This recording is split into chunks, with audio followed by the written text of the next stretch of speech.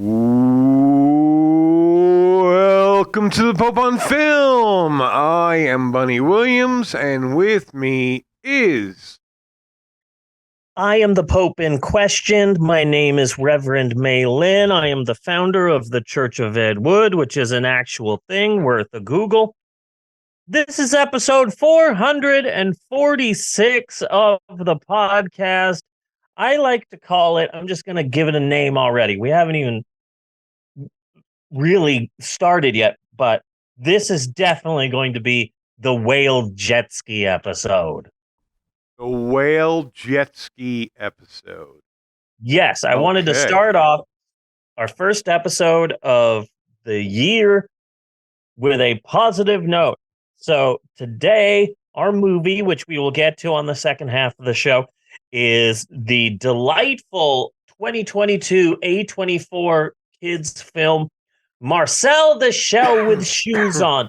And if the words A24 film for kids does not excite you, check your freaking pulse. Yes. Because this is wonderful. I've got a little 6-year-old right here, which is just dying to try and get in front of the camera. I told her to give space. Hello. I'm not sure if that's going to work. Yes, I've got some kids here. So, welcome to 2023, Bunny. Yes. Here we are in the future. Here we are in the future recording a podcast. A brand new year, and that means we have a brand new chance as Americans to fuck everything up. Yes. Hooray! How wonderful. Everybody loves Marcel. Look at that over there. That's adorable. Personally, I know that I'll have a better 2023 than my 2022, but hey, that's just me. But the odds are in your favor, you know. Yeah, the odds. We might have to consult Vegas, but Yeah. I think you're pretty safe in that assessment. I need you to back up with that chair, Eleanor. You are not a co-host. You are not a bunny. Okay? Need you to chill. So, we are a movie podcast, technically, because we talk about movies. We're a pretty bizarre movie podcast, but we are a movie podcast at heart. And as everyone knows, that means that we are legally obligated to start our first podcast episode of the year discussing the best and worst movies of 2022. The Podcasters Guild is very strict about this. Yes. They will send people to your house to break your legs. They are strict with a capital C. Fun fact, back in the early days of this podcast, Bunny was actually doing 2 podcasts. I was never jealous, by the way. Yes. That word is not in my vocabulary. I'm unjealous of funny, smart, attractive, humble. The second show was canceled because they didn't do their favorite movies of 2015. This is true. Very sad. I know you're still upset about that, Bunny.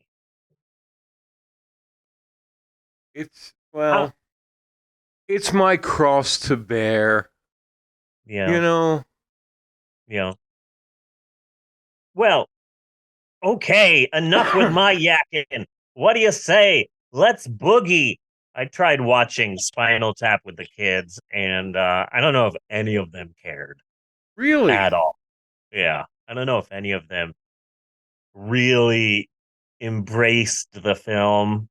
I really thought that they love Lick My Love Pump, but that's a big no. Best in Show was had a bit of a warmer reception. Well, it had animals. Yeah. So let's get started with our official definitive list of the best and worst movies of 2022. I've got, the one movie which is the most successful movie of 2022. And then, of course, the biggest bomb. And feel free to put your 2 cents in here, Bunny. But let's start with the best, because one movie and one movie only ruled movie theaters in 2022. And you know what movie I'm talking about when people look back at 2022. One movie comes to mind because the entirety of 2022 belonged to Morbius. Yes. We're talking highest grossing film of all time. Highest grossing film of 2022. Number one at the box office for 87 weeks in 2022. They actually added more weeks in the year so that people could go see Morbius. Yes. It's fascinating. It made so much money. They just stopped counting. Yeah. True. They just said, this is too much money. So they just stopped. They said, you know what? Let's just say it made a lot. And they stopped. I believe I checked yesterday on Box Office Mojo. The cumulative box office total of Morbius is listed, and this is true, as a galloping shit ton. A galloping shit ton. A galloping shit ton. That's a lot, because it's not easy to teach a shit ton how to gallop. Yeah. And of course, Morbius. You have to have the shit ton wranglers in. Yeah. There are shit ton treats that are involved. A few shit ton prods to try to make them gallop. Yeah. You know, they don't gallop lightly. And of course, Morbius's success led to the biggest trend of the year: drinking blood. Everyone's been doing it. The the big celebrities, Kim Kardashian, all the way to Colin Hanks. Okay, well, to be fair though, they were doing that before the movie came out. It's a good point. Yeah, if there's one thing that Tom Hanks loves, it's just chewing on a baby. Yeah, everybody knows that. And hey, I know a lot of people out there just swear on virgin blood. You know how tasty virgin blood is. Oh, get me a virgin. I want virgin blood. You know what blood I've been super into lately? Slutty ass blood. Yeah. It just tastes different. It's like the difference between like Maxwell House coffee and a slutty Maxwell House. A Maxwell House that's done it a lot. Yes. I just it's kind of like the Maxwell House of ill repute you're talking about. Oh, nice. Maxwell's Bordello. Yes. That's a different tasting coffee. And in all seriousness, to go back to Morbius, I honestly and sincerely hope that anytime someone sees Jared Leto, like on the street, you're in New York and you just see Jared Leto walking down the street, strangling puppies. I hope that people don't say, "Oh, Jared Leto, you were great in Panic Room," or "Oh my goodness, Jared Leto, do you have any fun stories from the set of Fight Club? Were people doing pranks?" Or "Oh, you're my favorite Joker," because that goes against the Geneva Convention. Yes. That is not cool. Why are you downloading so many games? You were supposed to ask me. Oh, this is why. Your account on my tablet. So you're downloading all those onto my tablet. Yeah, that's how it works. It's fine. It's fine. It's fine. I love my tablet to have no space. I sincerely, legitimately hope that whenever anyone sees Jared Leto in public, that it becomes a trend that people just yell at him it's Morbin time. Yes. How great would that be? That is literally the best thing that has come out of this movie. Absolutely. Absolutely. And I am completely down with that. Oh man. Did you ever see House of Gucci? That really sucked. No. Yeah, it was a whole bunch of nothing. Just a whole bunch of people standing around talking about what Gucci is. Gucci is about family. No, Gucci is about style. No, Gucci is about money. No, Gucci is about really bad Italian accents. No, Gucci is about hand gestures. What you talking about the hand gestures? It's not about the hand gestures. It's about the accent. Hey! So it's pretty bad. It's pretty bad. If anything, they should have got Lady Gaga to do Mario because she's already got the voice. It's me, Gucci. Like True. Lady Gaga's character in House of Gucci sounds more like Mario than Chris Pratt does in the Mario movie. That says something. Jared Leto is a character. That's not hard though. Yeah, Jared Leto is a character in House of Gucci, and he's annoying as fucking. I just want to slap him every time he's on the screen. I just want to have to hit him. And of course, I do feel sorry. I'm sorry, but I do feel sorry for the pandemic movies, such as Morbin Time. And I think they should just get an immediate redo. I'm just thinking in my head of New Mutants Take Two. Yes. Because that movie really got screwed over. Even Mutineer. Yes. Yeah. Yeah. And with Morbius, it was like, okay, so you're coming out before Spider-Man, so you're gonna have to foreshadow all the things that are coming in, that are gonna happen in Spider-Man. Okay, now you're actually coming out after Spider-Man, so like, in a month. So all those references, you gotta get them out of there. Yeah, I think a lot of the problems that people had with that movie and with like the cameo of Michael Keaton and everything, like I don't think that's Morbius's fault. That's the fault of the pandemic. They got screwed a little bit in that sense. Yeah, because they were supposed to come out before No Way Home. Yeah, it was supposed to come out like the month before. Yeah, and can we get serious here? Do the Guardians of the Galaxy know who Peter Parker is? Do they? Yeah. I thought do they know who? Do you mean did the spell affect them? Yes. Okay. Because I don't know if it did. I don't know if it did affect them. I think that if it Star-Lord has a range. Well, I think that the spell was everyone on the planet will forget that Peter Parker is Spider-Man.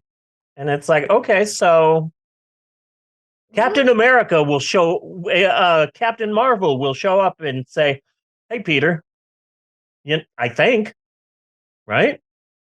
I think that's what that means. Yeah, I think. That's my theory. That's my leading theory. I've been coming up with a lot of theories. Like, here's my theory about the Fantastic Four. Everyone's going to have a great time. Okay. That's my theory. Try to give more positive theories. And of course, one of the movies that will forever be known as the biggest, worst, most shameful movie of 2022. Only one film. When you think back at the worst movies of 2022, the biggest bombs, the box office failures, of course, you know what I'm talking about. I'm talking about the massive box office bomb known as Top Gun Maverick. No one saw that film. And I mean what film? Top Gun Maverick. Yeah, it came out this year. Nobody really saw it. It was supposed to be a sequel to Top Gun. Who was in it? It was Tom Cruise. Tom Cruise? It was He's Tom like Cruise fucking 80. Yeah, it was Tom Cruise and the Ghost of Val Kilmer. And no one saw it in theaters. And I mean that literally. The total box office gross, it was released in 8,000 theaters across the United States. They built more movie theaters specifically to just show Top Gun Maverick. And the total box office gross for the film was $8.99. But that one ticket, that was Tom Cruise. Yeah. Seeing his own movie in an empty movie theater. So that one doesn't count. Fun fact, Tom Cruise is 60 years old. Of course, every single Scientologist was forced to go and watch Top Gun Maverick, much in the way Christians were forced to go watch Passion of the Christ. Passion of the Christ, yeah. I don't want to see Top Gun Maverick because, as far as I can tell, it's straight. It's a bunch of straight guys that like having sex with women. That's not what the first movie was about. No. Come on. They should have made Top Gun Maverick, but with cast members from RuPaul's Drag Race. I don't want to see Top Gun Maverick because I suspect that it's gonna suck every bit as much as Top Gun sucked. Yeah. Top Gun Maverick is the same exact reason I didn't want to see another Ghostbusters movie. I saw that 2 or 3 times. And from what I heard of Top Gun Maverick, they basically rehashed Top Gun. Okay. The thing that upsets me is thank you for the nostalgia for a movie I didn't like. Okay, gang. I have a difficult mission for you. You need to destroy this enemy base. Oh, really? We need to destroy this enemy base? What country is it in?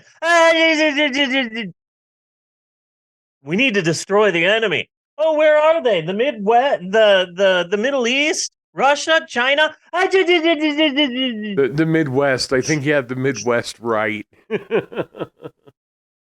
Let's just say it's somewhere and not mention a specific country because welcome to modern day Hollywood. So, Tommy Cruise is 60 years old. So I hope you all love Top Gun 2 When Harry Met Lloyd, because if they make a Top Gun 3, Thomas Cruise will have to be flying a fighter jet with a walker in the front of the nose of the plane. Yes. Here's the nose of the plane, and then there's a walker right in front of the glass. And then the difficult part will be you're flying at like supersonic speeds. How are you going to keep the little tennis balls on the bottom of the legs of the walker? True. If you're flying at these top speeds. True. I feel the need for my heart pills. In a third film, the bad guy won't be the Russians or some undisclosed Middle Eastern country. The bad guy will be cataracts. Yes. And his sidekick shingles. It's good to see that Tom Cruise's Botox treatments have calmed down a bit since The Mummy. Yeah. Where he was the Stay Puft Marshmallow Man. And then the crazy thing is that he's still doing these Mission Impossible movies, and each film he has to do all of his stunts and do different crazy, insane things. And they did this like teaser trailer that came out a week or 2 ago, and it's just him jumping off of a plane. And he's talking to the camera while he's falling, and it's like, we get it. You don't want us to think you're old. You can stop. Yeah. The next film's going to be like Mission Impossible 10, just stunts. Yeah. Just stunts and Limp Bizkit music, and that'll be the entirety of the movie. My wife Natasha, God bless her, she is trying really hard not to be ageist, and I understand where she's coming from because, I'm trying to be a better person. I'm on a road of discovery, and I'm just trying to be better. I used to quote the greatest TV show of all time. I think you should leave with Tim Robinson.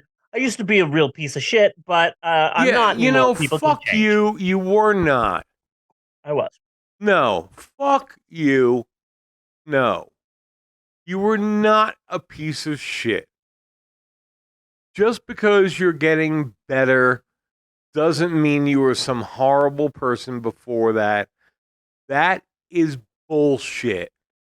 I hear what you're saying, and that's very nice of you. No one else is saying that but me. I'm not.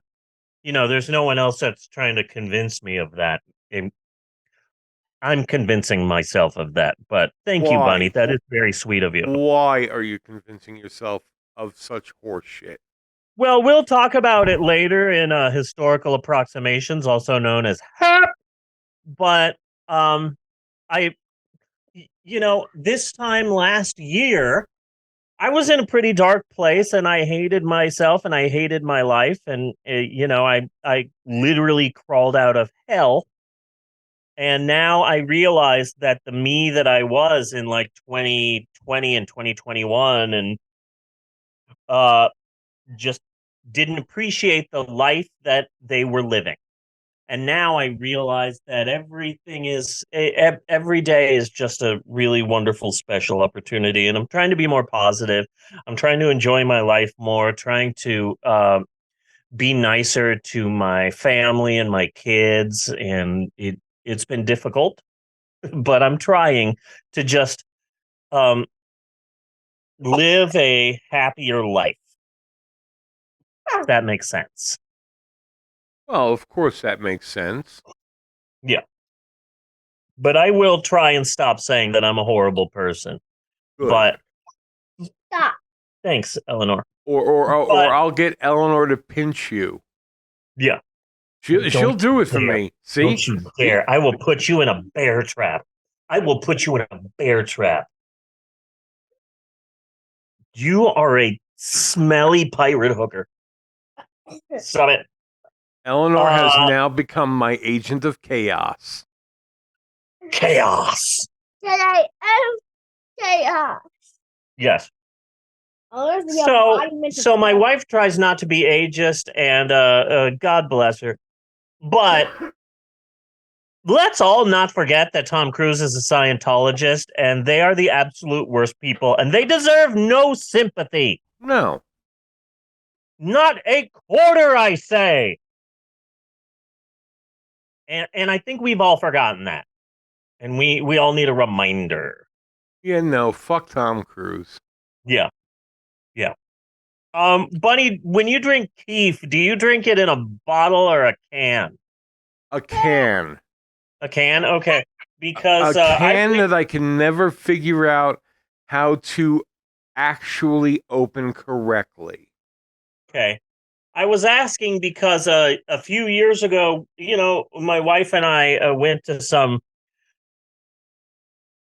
Weed-a-palooza or Chronic Palooza or something like that. It happens every year in Oklahoma, and it's a celebration of medicinal marijuana and everything. And I went to the Keef booth, and I got a bunch of them. Oh, one of them just dropped. That's okay. They are rubber bottle caps, Keef bottle caps to go on top of your bottles of Keef to keep them fresh. Yeah. I have grabbed just a butt ton of them. I think I've got 8 or 9 of them. But I never drink Keef. So I was wondering if you get the cans or if you get the bottles, because these are wonderful. They're really good for keeping your liquid fresh. It's got because I can't drink an entire Keef without going to a different dimension for a day or two. It's got to be some strange law that makes it have to be difficult to be able to open the can or some shit like that. Because we have a lot of just weird Laws. Yeah. Oh, yeah. It's a regular old can over here in Oklahoma. Yeah, no, it's got a hard plastic. I, I wish I could show you, but I really can't. I usually just pry it off with a knife Yeah. because I don't know how you legitimately open the thing. Yeah, I like the bottles. It's like a So Rubik's cube of a can top. for those people out there that aren't cool like Bunny and I, we're talking about Keef, which is a brand of cannabis sodas. Yes. I drank like this. I don't remember what the flavor was, but it was blue. Blue is my favorite flavor. Yeah. And it tasted so good that I forgot that it had weed in it, that it was just a delightful soda. And I drank like more than half of it, and then I went to a different planet. I can't see how you can do that, man. I am like so sensitive to the taste of marijuana, and Yeah, not me. I can't believe that after all this fucking time, like I haven't acquired a taste or anything else. I But started like the smell is awesome. The taste is fucking horrible. yeah. Well, I've got a medicinal marijuana license, and I've gone out of my way to make sure that it's okay, to make sure that it's legal, to make sure in Oklahoma I can smoke marijuana any place where it's legal to smoke a cigarette. I even got a note from a judge and got it notarized saying that it is legally okay for me to ingest marijuana for my anxiety and depression, of which I have a lot. So I'm starting to embrace a little bit of my stoner side. For the longest time, I felt that marijuana was something I had to be secret about, but I'm trying to be more open about it. One of my new things is I've got a ticket to go see a movie. I'm going to smoke a bit of a pre-roll right outside of the movie theater. Yeah. And then I'm going to stumble into the movie theater and then I'm going to watch the movie. I saw Megan this past week, the new Murderous Doll movie. How And was it? It wasn't looking good to me. it was dumb and idiotic and stupid and ridiculous. And I might see it again this week. Okay. It's so dumb and stupid. I kind of freaking loved it. It's one of those films where it's like, they know what the movie is. Yeah. You know, you don't make a murderous doll movie and expect it to like win all the awards. These people knew what they were doing. I'm surprised it came out January and not February, but it was dumb campy fun. I saw a review somewhere that literally said that the movie was so campy that the headline was Megan is coming for the gays.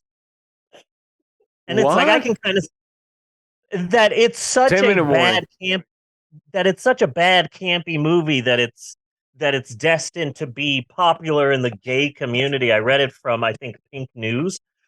Can you stop pretending to smell your stinky feet right next to me, because you are distracting the heck out of my podcasting?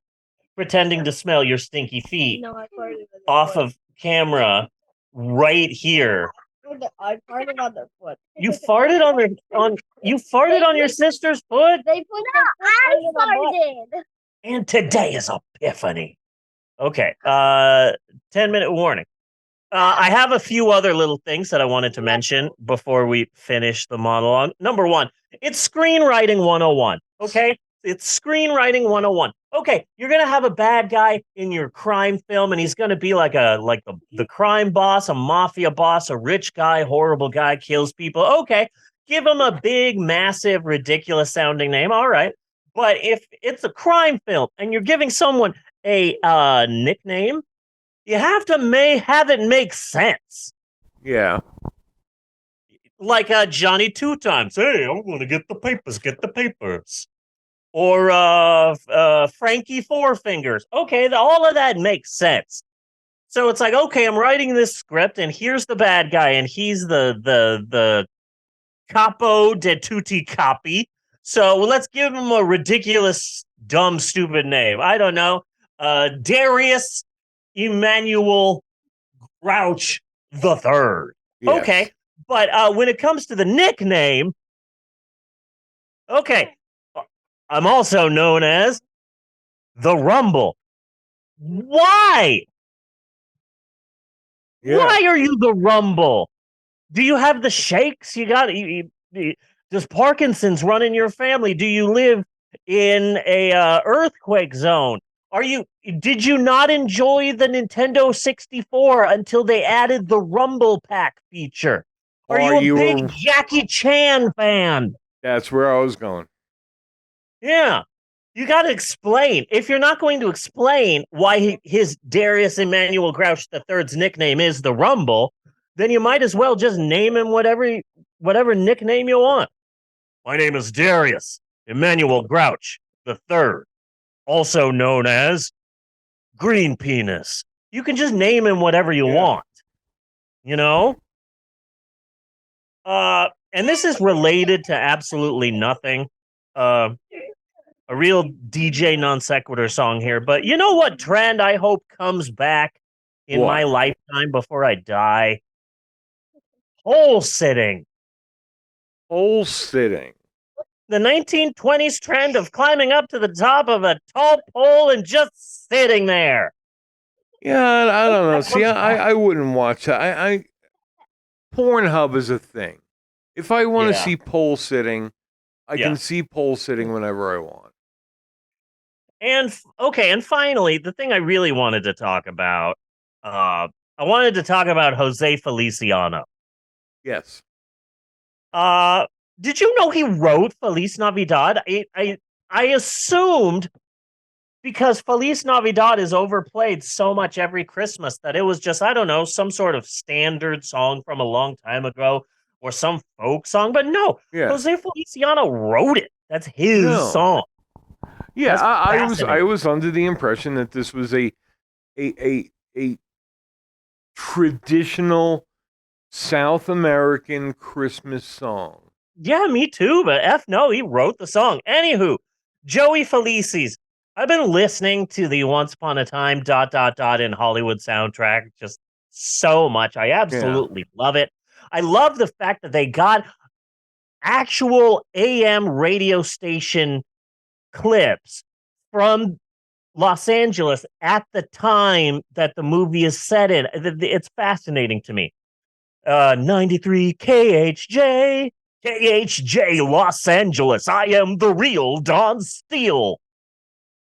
The soundtrack's a lot of fun. Joey Felices has a great cover of California Dreaming on the soundtrack. And I love it. I love it so much. It's one of my favorite covers because it is a perfect example. I have no other examples, but this one is a perfect example of a cover of a famous song where you want to distinguish your cover from the original by just talking a bunch of it. Yeah. Instead of singing the entire song, you just gotta talk your way through some of it. So it's all the leaves are brown. And the sky, the sky is gray because I looked up and I looked at the sky and it wasn't blue anymore, it was gray. I went for a walk. I decided to go out for a walk because I had been indoors for a long time. On a winter's day, it wasn't a night, it was a day, and it was winter because the leaves changed color and now there's snow on the ground. California. I'd be safe, and I'd be safe and warm is what I would be. I'd be safe and warm and safe. If I was in LA, which is where I would be if I was there, but I'm not there right now. I don't know where I am, but I'm not in LA. California dreaming on such a winter's whole bunch of stuff in Spanish. Hola, donde está la biblioteca, California? But it just sounds like he's in New York. Because New York is the exact antithesis antithesis I assumed he was in. of California. See, that's where you and I differ. I assumed that California Dreamin' was about someone in Kent, Ohio. Yeah, I just felt it gave a Kent, Ohio vibe, yeah. but I guess it's not Kent, Ohio. I'm not thinking so, no. But Ooh. we can't forget that he made up with it by singing his ass off on Chico. Yep. Don't be discouraged. The man, he ain't so hard to understand. Danny, don't you know that you are cool as fuck on the inside? I've been really getting into Ninja Sex Party lately. They are a wonderful band. I'm not saying that because I have a massive crush on the lead singer. So, funny. Yes. We are going to take a short break because we record this on Zoom, and so we record the show in 40-minute intervals. They got us working in shifts. Yeah. So we're going to take a short break, show a little clip or two, and when we come back onto Zoom, we're going to be moving into historic approximations, or as I like to call it. And this week's going to be kind of different, kind of off the cuff. We're going to be talking about 2022 and me, without getting into too much details, but we're going to get into that. So we're going to take a short break. But stay tuned because there is more of the Pope on Film to come after this. Do do do do do do do do do. This is the theme to the original Tonight Show before Jimmy Fallon ruined it. Do do do do do do do do, and Jay Leno for that matter. Yeah. Jay Leno for that matter. Do do do do do do do do do. There was a clear delineation between David Letterman and Jay Leno because David Letterman went for the weird jokes and the crazy jokes, and then Jay Leno had the safe jokes for everyone's mom. Yeah. And nothing says that better than his reoccurring bit, the dancing Alitos. Okay. The dancing Judge Alito from the OJ trial, and a bunch of Judge Alito lookalikes would show up and do like a can. And it's like, okay, yeah, this is safe. This is why I watch Letterman. Yes. We'll be right back after this. Do do do do do do do do do do do do do do do do. Skitty papa doo wow and break. And then this thing does the whoop, whoop.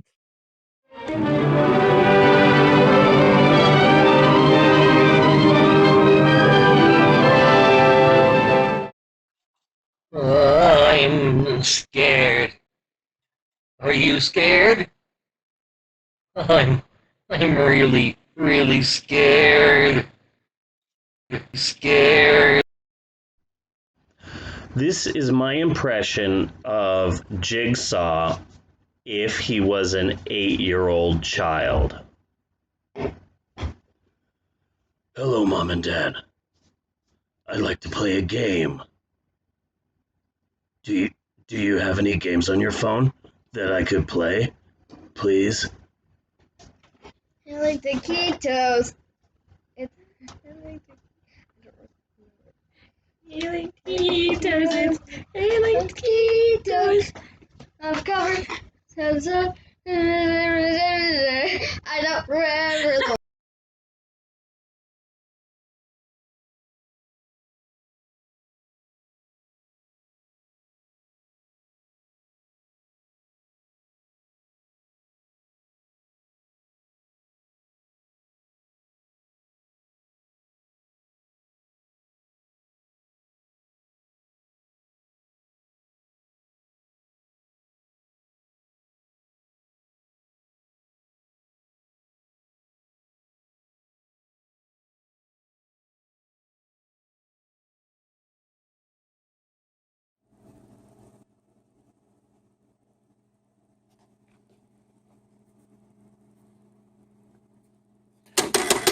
Rebels! Rebels! You can't tell me what to do. You're not my dad.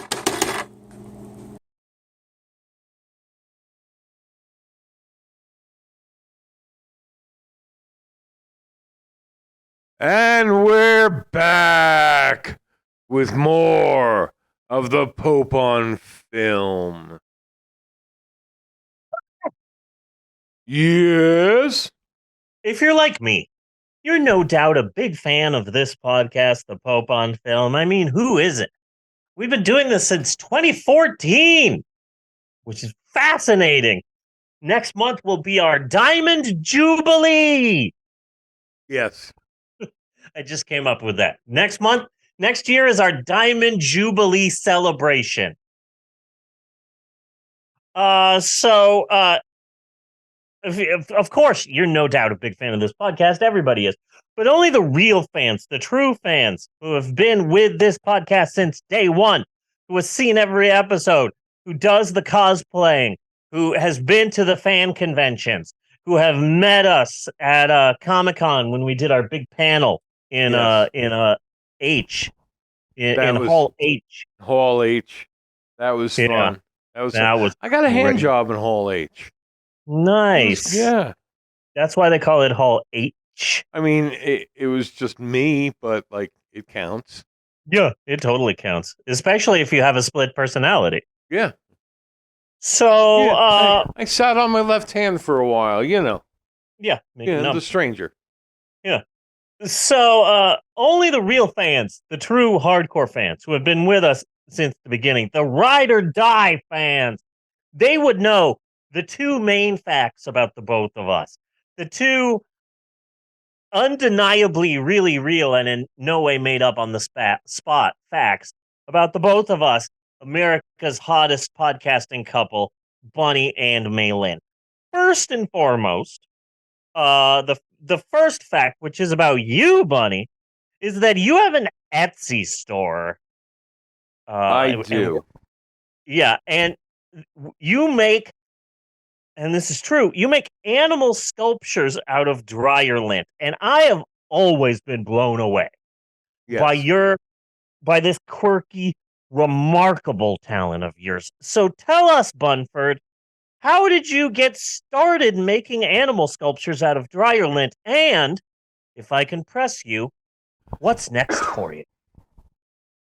Well, it's pretty much is only one way that one gets into this, and if you speak to the larger animal from dryer lint community, it's all basically the same story. One day you have to be emptying out your dryer trap, and when you go to throw it in the garbage, you notice it just looks like a bunny. So, and that's it. That's where it begins. So you make that into a bunny, a very crude bunny. It's bluish, and it's shaped out of rubber bands and things of that nature. I am now currently working on the incredibly rare and nearly extinct Tasmanian beaver. Nice. So I am going through a process of drawing different types of fabrics. I mean, because you can't just separate like colors from whites. Right. That just doesn't work. You want to do a whole load of jeans, to get that good blue lint, you know. You can't might want to separate wash your favorite felt blanket. you can't separate colors from whites because it's not the 1950s. This is true. This is also true. Yeah. Well, thank you for giving us an insight into your process. Also, to be clear, my wife Tasha wrote that one. I've been getting the kids to write them, but this time Natasha took the reins. And the second fact, which is about me, is that I'm a lover of history. I love it, but I'm also a storyteller. So what I like to do at this podcast segment is I like to get a story from the history books, maybe one that people don't know too well, and reword it via my own unique storytelling style. And that is what this is, another educationally uneducational installment of Historic Approximations, or as we like to call it, formerly... Dun. Forgot about that part.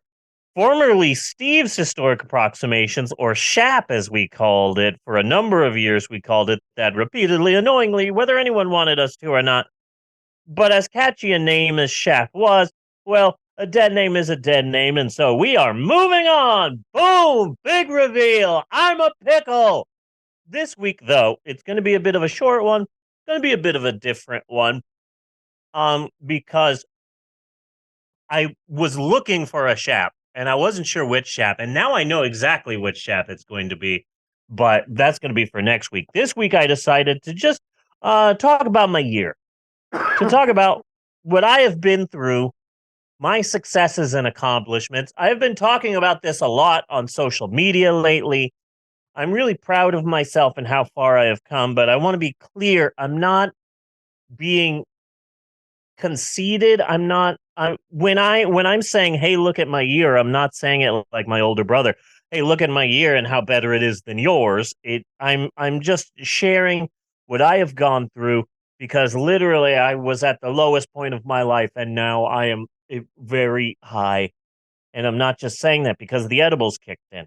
So I'm trying to remind myself of how far I have come and sort of give myself a pat on the back.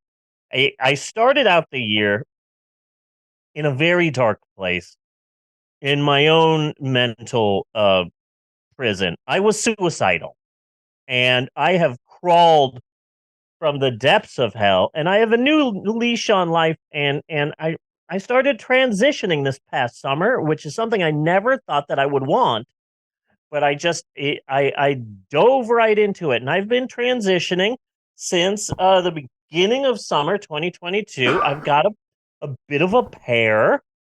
I told my brother that I was transitioning. I came out to my brother. I came out to my parents that I'm transitioning, and my name is Maylin. And my brother, being my brother, he texted me, "So you're a chick now? You got boobs? I'm not being crude, and don't show me."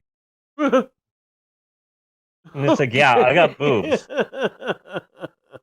Why do you want to be a chick anyway? Because, I used to clean the bathrooms at the bar in Sacramento. And, dude, chicks' bathrooms are nasty, dude. Why would you want to go and pee in a chick bathroom? Hey, I don't mean to be offensive. I just say what's on my mind. Oh, what's that great line that Benoit Blanc says in Glass Onion? Have not seen it yet. You haven't seen it yet? I just You grabbed it haven't last. Seen it yet? I just grabbed it last night. Love that freaking movie. I was lucky enough to see it twice before it came out on Netflix, and I just absolutely love the film. And it came out at like the exact right time, because most of the people who watch Glass Onion, this isn't in any way a spoiler. It just helps to go into Glass Onion knowing that Elon Musk is a fucking idiot. Yes. That helps Glass Onion. Really? Yeah. The morning that I saw Glass Onion, I'm like, oh man, I'm going to see Glass Onion tonight. I'm so excited. Calm down. Calm down. It's still a number of hours to go. Why don't you sit down and watch some YouTube? And I watched a video from Adam Conover about and Edward Norton is in it, isn't he? Yeah. Yeah, all those pieces are coming together now. Yeah, there's a wonderful video that Adam Conover did on YouTube, and it's titled "There's No Such Thing as a Good Billionaire." And I watched little video on YouTube, and then that night I saw Glass Onion, and it's like, oh wow, those two things work together so well that it's a really great movie. I liked it better than the first one, which says a lot. Yeah. But it's a really good movie. I saw it with Mal and my wife, and got really into it. It's really good. There's some great acting in that. So I'm transitioning, which is crazy. I'm hungry 24/7. When I wake up, my chest is in massive pain. As far as I can tell, most of the breast growing is happening while I'm asleep. Well, that's when the titty fairy comes. I guess.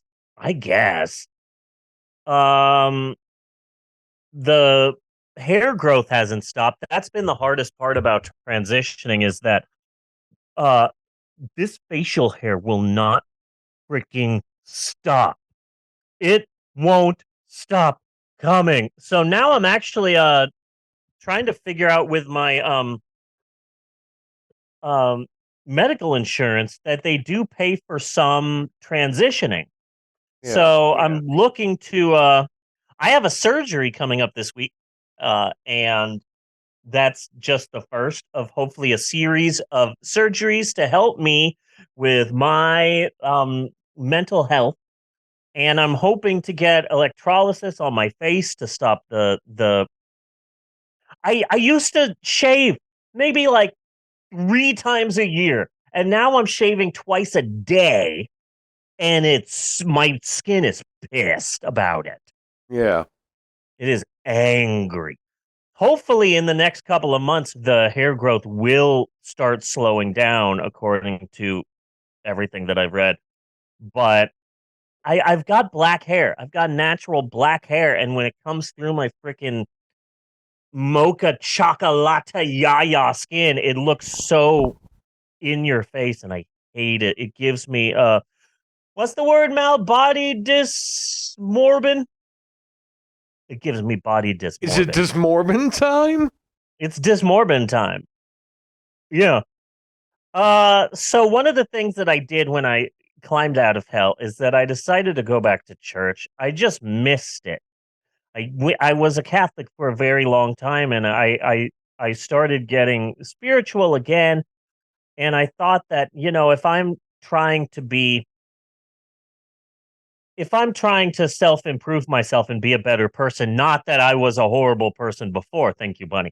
Right. But if I'm trying to be a better person, maybe finding a church to go to would be good.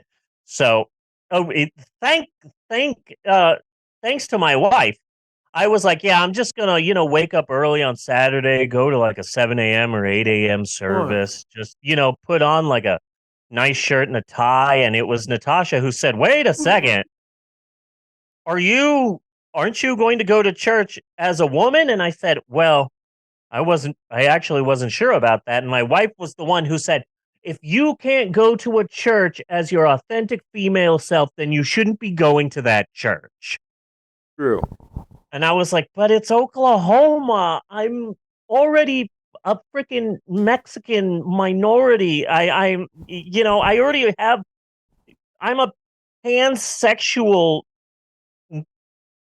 Latina trans woman. I already have so many, checks after my name that I don't want people to get angry at me." But so I woke up that first morning, and I'm like, I'm gonna go to church. I'm gonna go to church. I'm gonna make myself some coffee. I'm gonna get ready. I'm gonna check out the news, and crap. Okay, I'm gonna pick a dress. And so I went to this big, massive Catholic church where Jim Thorpe was buried. Okay. Because we did a whole shap about that. Jim Thorpe had his funeral at that church. Yes. I would go into this big, massive, like strict Catholic church, and I'd go in as a woman, and it felt at the time that like Operation Trans Woman in Church is a success. Yeah. So far, no one knows. And I'm like live tweeting every single solitary mass, and I went to that church for about 2 months, And I went every Sunday and I talked to one person. Yeah. Ever. Nobody else wanted to sit next to me or talk to me or nothing. No one wanted anything to do with me. And the final like kicker that made me leave that Catholic church was I I would wear a mask. Hardly anyone would wear masks. So I'm wearing a mask and I'm going to get the body and blood of Christ. And right before I get to the priest who gives me the body, I will lower my mask and amen. Okay, thank you for the cracker. Hum hum hum hum hum. And I put the mask back on, and then I walk over to the person who's giving the blood of Christ, and they say, and I put my mask down. I say amen. I take the chalice. I drink the blood. I go and sit down. It was the beginning of May, and there's the priest, and the priest he's not even really looking. He's just going through the body of Christ, the bread of salvation. Amen. Okay. Hum hum hum. But then I move on to an old white woman, real Karen looking chick in an expensive ass outfit who is giving out the blood of Christ. And I put my mask down and I think that I was hot that day because it was like May. And so the face makeup had started to come off and she could see like my 5 o'clock shadow coming in and she just stared at me and wouldn't give me the blood of Christ. Okay. She just stared. She was just, and I'm just staring at her. And then the person behind me is also ready to get and then I wasn't sure what to do. Have I been found out? Do I leave now? Am I in trouble? Am I going to hell? But thankfully, after like a good hard 6 seconds of silence and awkward stares, finally the Southern hospitality kicked in, and she goes, "The blood, the blood of Christ." And I go, "Amen," and I drink it. And that's when I go, okay, I can't be Catholic anymore. I can't come in here. I can't do it. I got to find some other place to go. Stop making fun of me, Eleanor. So I was like, I want to go to church. I want to go to a church. I want to find a group, an organization, people that want to talk to me, people that I can go to church with and be a member of this church. But obviously Catholicism doesn't want me. So there's got to be something. And then I remember that every single solitary gay pride event that I have ever been to, there were always Episcopalians there. So I'll get you the charger. So I started going to the Episcopalian church, and it's super nice and friendly. And I'm there's other trans women there. I've met some lovely gay married couples at my church. Everyone's super nice. This woman gave me a bunch of her really expensive jackets the other day. Yeah. I don't think I'm ever going to wear them because I can't reach that level of Karen, but everyone's super nice and the priest is really nice and Episcopalianism is just like the good Catholic, because it's like, hey, we're Episcopalians, we're essentially Catholic, but I'm a priest and I'm married and I have kids. So the simple fact that I'm able to screw fixes a lot of problems with the Catholic Church. Yeah. And they believe in science and they believe in evolution and they believe in thinking properly and just critical thinking. Yeah. Their main tenet is, hey, be nice to people, even people you disagree with. And it's like, okay, this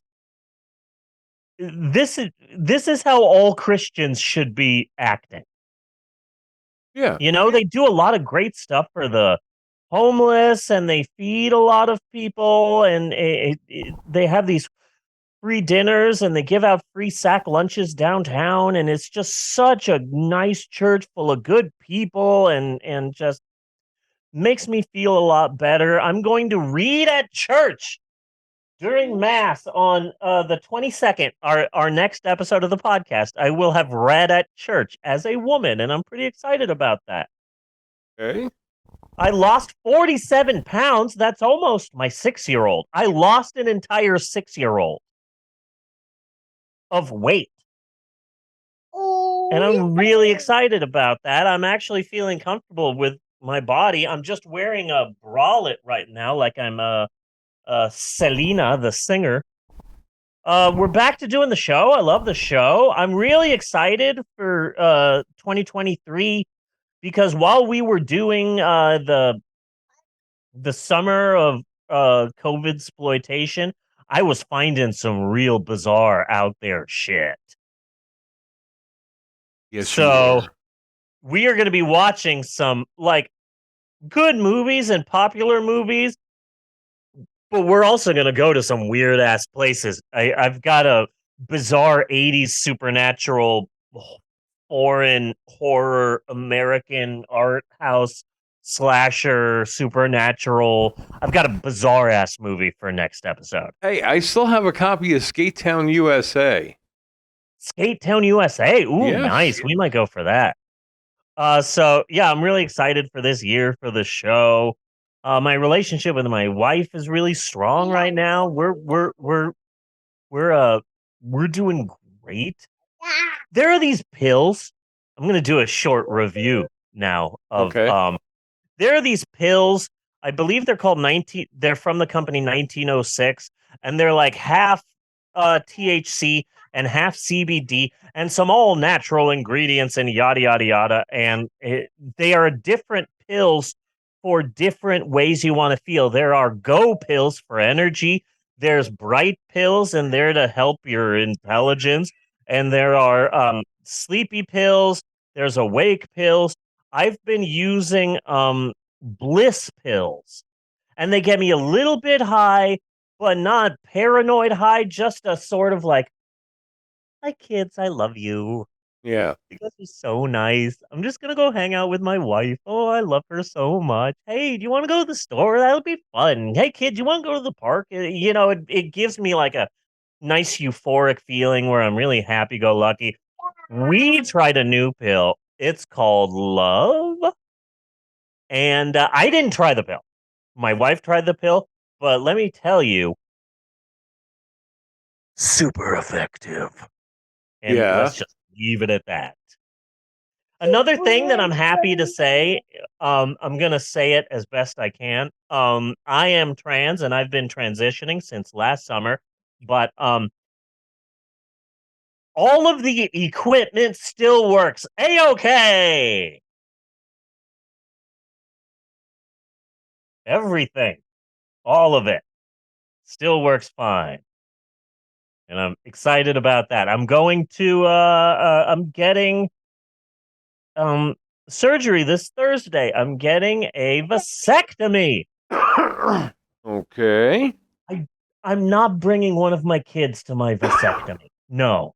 Yeah. I'm not doing that. No. What? But I have decided that I'm going to my vasectomy as my authentic self. I'm going to have my emerald, do my makeup. I'm going to wear my best outfit. And it's like, okay, vasectomy? That's me. Stand up in like big high heels and like my face all did. I'm really excited to go as a woman to my vasectomy. Yes. That's very much me. I found my vasectomy horribly amusing. Yeah.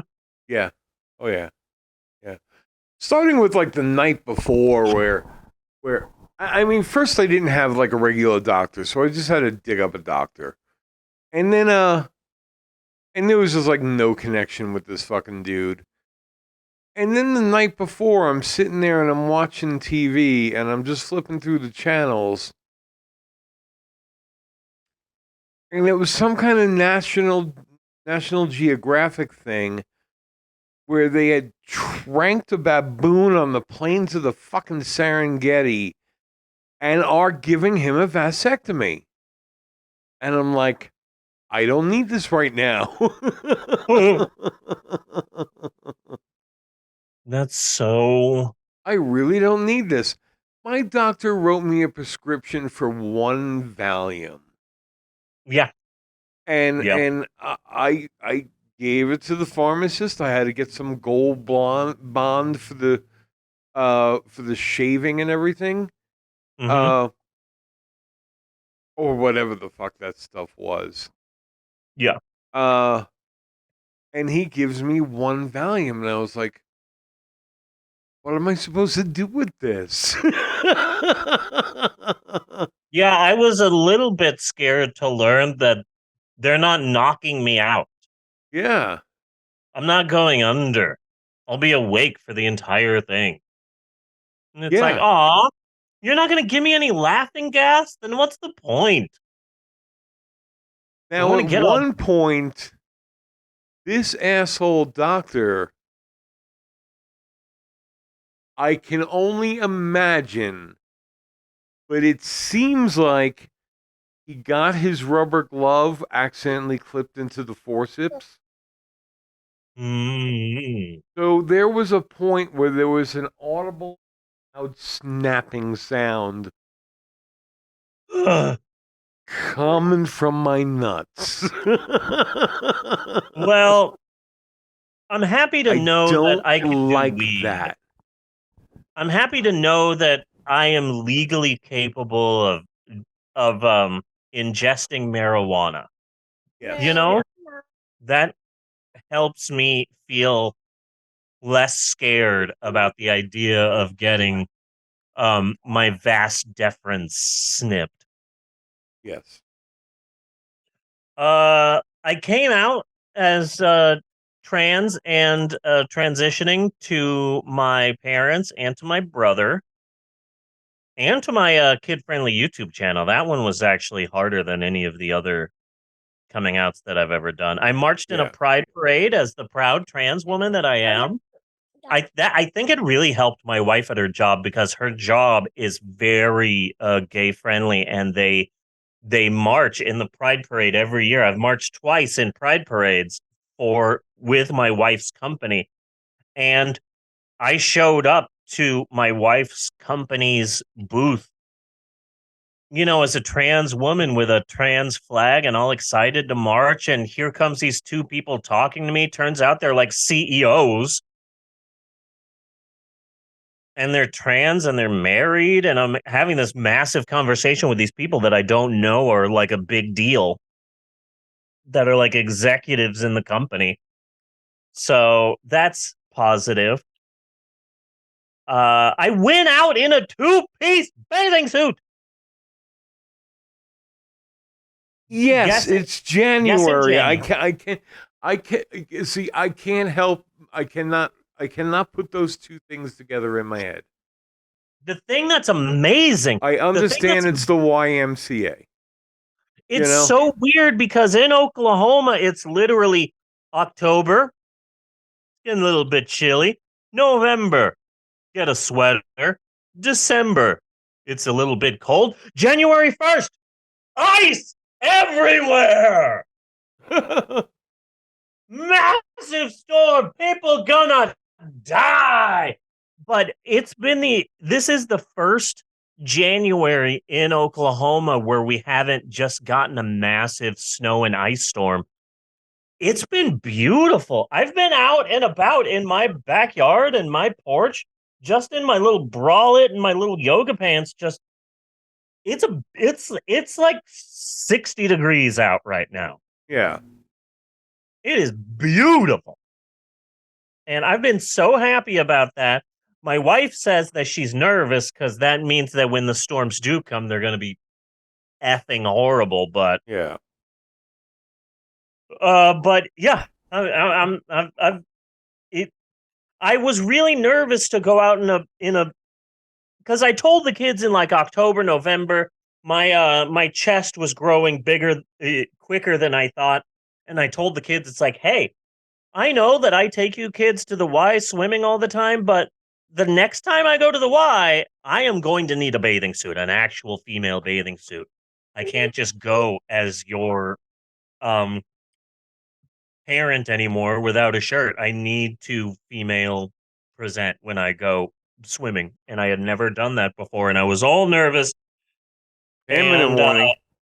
okay, one of my old friends from high school said, and this made me feel so good that being embarrassed of going out in a two-piece bathing suit in public is the quintessential female experience. This is something every woman has had to do, has gone through. And yes, it is horrible. Welcome to the sisterhood of women, Melee. This is something we have all done. I'm getting attacked fairly regularly online, but I don't really care anymore. I think it's funny. It's like 75% British people. Thanks, JK. Really? Yeah. As dangerous as it is for trans people in America, it's even worse for trans British people. Really? Yeah, it is. It is fucking horrible over there for trans people. It is the worst. And most of the people that attack me are freaking Brits. It's like freaking go listen to John Cleese talk about how cancel culture is horrible and leave me alone. I am an American. I believe in freedom. I just don't see how what other people do with their lives affect me. Yeah. Yeah. Yeah. Okay. My best friend wears a bralette now. All right. So yeah, I mean, what's between my legs ain't none of your business. Yeah. Doesn't matter. So my wife and I will be celebrating our 18th wedding anniversary this May. Excited about that. I believe the Guardians of the Galaxy movie comes out on our anniversary. We got married on it has traditionally been a Marvel movie. A Marvel movie every anniversary. For your anniversary. It's been wonderful. I don't know why they're constantly releasing Marvel movies on Cinco de Mayo, but hey, Cinco de Marvel. They should call it that. Cinco de Marvel. I'm getting a vasectomy this Thursday. I'm also looking into some other surgeries, electrolysis for my face, possibly some facial feminization surgery if my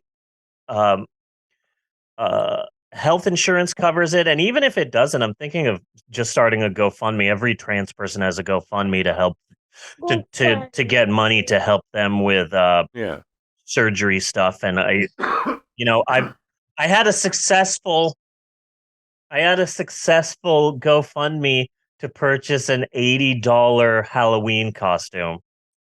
Yes. So maybe I can get one for making me look more like a woman. But I ran in a race. No. Yes. I ran in a race this past year. I came in 11th place in the women and 28th place overall because I'm healthy. Isn't that something? And I'm working again, making money, and I'm back in therapy. I'm feeling really good about myself, and I've been talking about how successful 2022 was to everyone who will listen because it makes me feel better to see how far I have come. And thank you, Bunny, because you really did help with a lot of that, and I appreciate you, and I love you so much. Bunny. Thank you. I just want you to know that. Next week, we will be talking about the 1970s King Kong movie. Okay. That's what we will be talking about next week. I love the fact that, like, okay, this is a guy in an outfit. This is a guy in a rubber King Kong outfit. And this is a giant hand. Yeah. And this is some model work. And then they just built like a 50-foot King Kong robot. Yeah. And then it's fascinating to see the like behind the scenes stuff where it's like, oh, here's some trick camera angles. Here's some other trick camera angles. Here's a slow ass fucking robot. Yes. It's mind blowing to me. But I learned something new about the 1970s King Kong movie that I have to talk about. So we will be talking about that next week. So join us next week for another historic approximations, or as we like to call it, and cut on that. Boom, boom, boom. Yes. We are going to be taking a short break now, a little bit of a halftime. When we come back, we are going to be discussing this week's film, 2022's adorable kids movie, Marcel the Shell with Shoes On. You might be surprised to learn what the director of Marcel the Shell with Shoes On is doing for his next project. I was. And hey, Eleanor might pop up for this one, my 6-year-old, because you saw the movie with me. And you liked it, didn't you? It has already affected this entire family because we will never say a certain hockey player's name right ever again. Okay. The entire family. And it's become a way to explain things like Natasha will be there saying, "Oh, what's the name of that guy? We used to live next door to him. And he used to have the trees with the birds in them. What was his name? His name was Mike." And then like Mal will be, his name was Wayne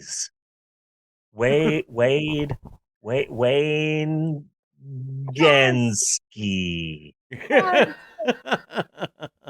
And that's just our way of pointing out that someone doesn't know a name anyway.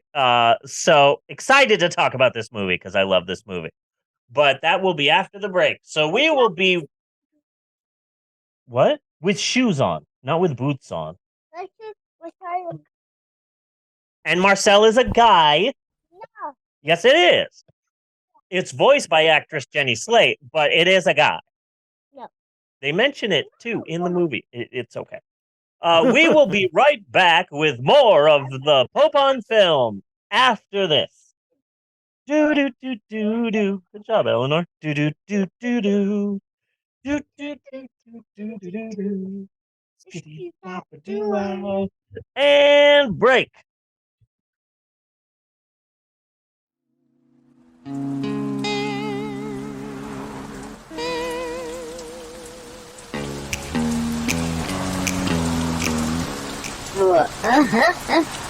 Oh, hey there, my little babushkas. It's me, Dabney, the fucking alien. Actually, I'm an inactive vet. I was an operating vet, but I got kicked out of surgery. What the fuck? What? Huh? Oh, hey there, my little babushkas. It's me, Dabney. The fuck? Wait, I did this part already, didn't I? What was he saying? Oh, yeah! Well, what else should I call myself? A non-operating Fenton? An inoperational Fenton? A Fenton who has ceased to operate? Nah. Inactive Fenton gets down to my very core. My very essence, man.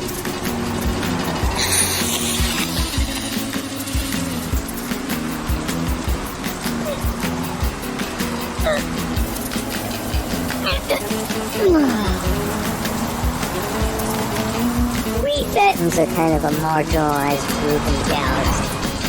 Did you know that there's a group of wackadoos who's telling people that we possess babies in a maternity ward? Hundreds of us? Thousands of us all crowding into the same baby? That's not a possession, man. That's a rape. Do you think you're better off alone? I'll clue you into a little something. It's horseshit. Look, I've been to the Earth, and that's as close as I'm getting to you creatures. You're fucking disgusting. There isn't an orifice in your body that doesn't leak something, man. You pick your noses while you're driving. We can see you. Jeez, you're not invisible just because you're oblivious, man. Filthy fucking animals. Since I seem destined to die on some dystopian shithole planet, might as well be Theta Prime. We got Theta Prime A, Theta Prime B, and Theta Prime C. Yeah, it's stupid. Blame L. Ron Hubbard. I live on Theta Prime B, and that B stands for badass. But enough of that. Now it's time for a couple of badass videos from Undead Cow Studios and the Pope on Film. Hello, everybody. It's me, Reverend Steve. I am nervous because I'm going to drink a 41-year-old beverage that might kill me. There was a TV show called Dallas. Dallas was a soap opera that originally premiered in April of 1978 as a mini-series, but the mini-series was so popular that in September of 1978, they decided to turn it into a short one-season TV show. It became so popular that it ran from 1978 to 1991. One character, Bobby Ewing, was killed off, but he was so popular that they decided to make his death a dream. Really stupid. And then, of course, the main character was sort of the patriarch of the family. His name was J.R. Ewing. In the 1980s, they made a beer. Premium beer. J.R. Ewing's Private Stock came out in the year 1980. And it says on the bottom here, if you have to ask how much my beer costs, you probably can't afford it. I purchased very cheaply a 6-pack of this. One had a hole in it and it was empty, but the other 5 were still open and sealed. And so I put this in the fridge for a while and I'm going to drink it. Surprisingly, I posted about this on Twitter and I'm like, hey, I've got this 41-year-old beer. Who wants to see me try it? And the answer was a big, resounding, no, are you serious? You could die. Which I wasn't expecting from Twitter, but I basically got shamed. And so I'm going to open this. This is weird. Do you see this? How do I... Ooh, look at that. That's the weirdest... V8? Huh? Like the old V8? Yeah, it's like V8. Okay. So, all right. No, I didn't shake it. I'm going to drink a 41-year-old beer now, so pinky's up for the classy stuff.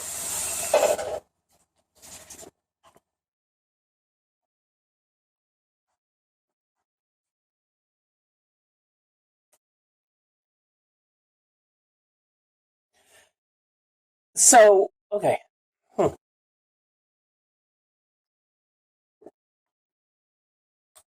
First off, it tastes dusty. There might be a little dust on the bottom. But when you get past that, okay, so you know when you're like young, when you're like in your 20s, and you're like, I'm going to go get beer. You're talking to the wrong person. The cheapest beer imaginable. Okay, so there's like cheap beer that will burn your mouth because it's horrible. And then there's cheap beer where it's like Mickey's. That's what this is. This isn't bad, but it's also not good.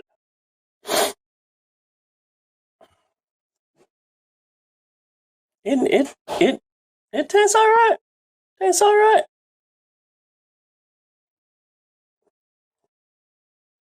This is pretty good. This is pretty good. It tastes cheap. It doesn't taste as premium as J.R. Ewing from the hit show Dallas, but no, this is all right. This is pretty good. I wouldn't recommend it, but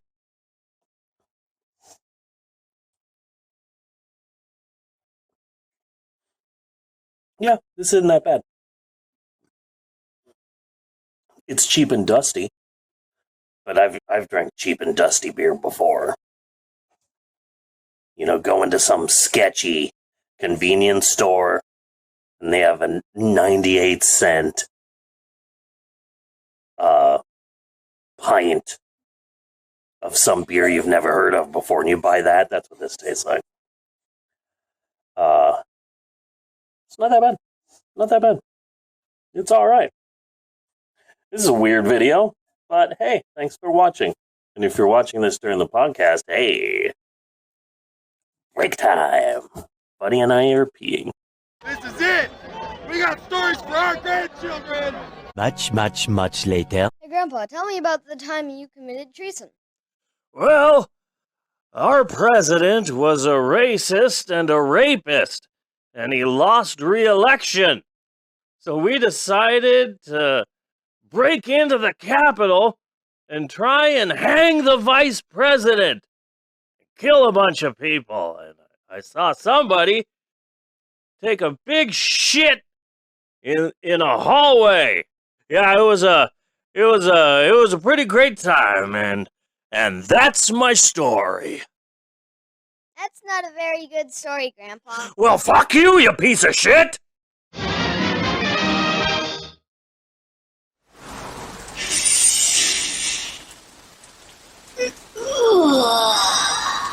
Get a load of this asshole. Andy Warhol. The P.T. Barnum of the art world. Making soulless pop culture crap from Madison Avenue. And don't even get me started on his film catalog. I know it doesn't look like a movie, because nothing's fucking moving! And there's 8 hours of this shit. Want more variety? You can watch 5 hours and 20 minutes of this asshole sleeping. Does it get any more exciting than that? Yeah. Almost fucking anywhere. Fuck Andy Warhol. Pack up your troubles in your old kit bag and smile, smile, smile. While you're a Lucifer to light your bag. Smile, boys, that's the style. What's the use of worrying? It never was worthwhile. So pack up your troubles in your old kit bag and smile, smile, smile. Spider, baby. Come on, be my spider, baby. Yeah. Don't be afraid, girl. Come on, be my baby spider. Yeah. I feel right along, make sugar, spin your bright word from me. And be my baby spider, baby. I'm a spider, and my name is Bitey.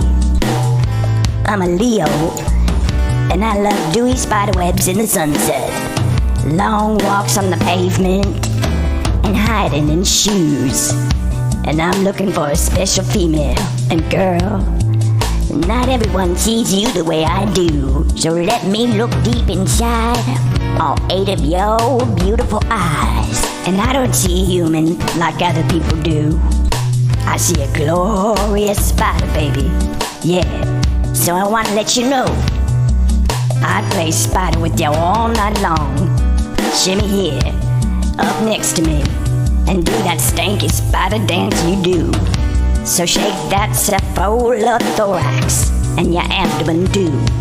Ah, girl. Come on, be my spider, baby. Yeah. Be my spider, baby. Come on, be my baby spider. Yeah. One more time. Feel right along, make sugar, spin your bright word from me. And be my baby spider, baby. And I know how it is when a male spider tries to show you what he's made of. And I gotta let you know, I don't mind dying for just one night of sweet spider love. If that's what it takes to get near you, girl. A hungry female may consume any invertebrate that comes along, including her suitors.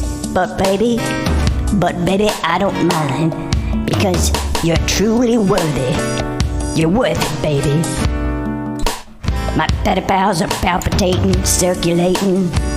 I could be perspirating, but I can't because I got an ectoskeleton. But that don't matter now. So let me be your daddy, baby. Hopelessly tangled up in your silky web. Let me kiss your fangs before you chomp off my head. Yeah. Come on, be my spider baby, yeah. 1, 2, 1, 2. Come on, be my baby spider. You know it's true, girl. Yeah. I'll be your daddy long leg sugar. Spin your crazy word from me. I'll be your daddy long leg. Be my baby spider baby. Spider long legs, sugar. In many spider species, females eat the males after sweet, sweet love. But I don't mind, nah. You see, I got 8 boots on my legs for knocking. I notice you do too. Spider baby rocking all night long. You see, even spider love is blind. Come on, ooh. Come on, be my spider baby. 16 boots of spider knocking. Come on, be my baby spider girl. Yeah. I'll be your daddy long leg sugar. Spin your crazy word from me. Cephalothorax. Cephalothorax.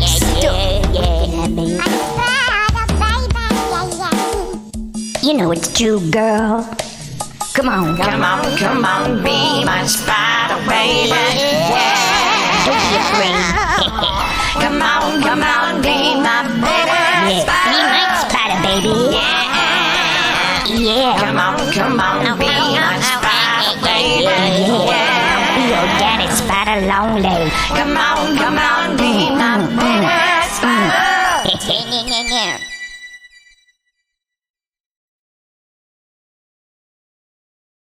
So until next week, get a load of this shit.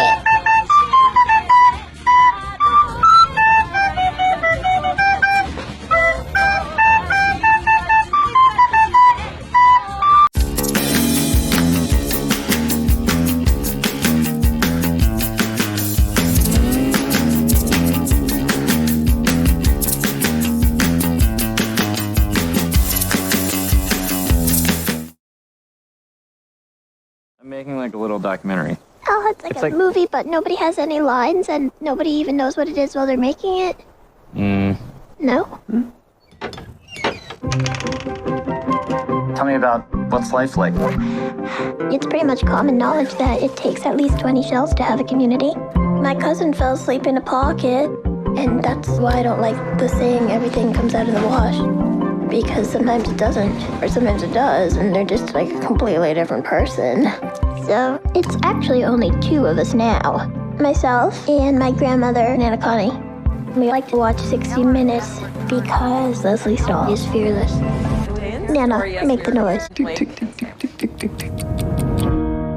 Sometimes I find my mind wandering, thinking, what would my family think?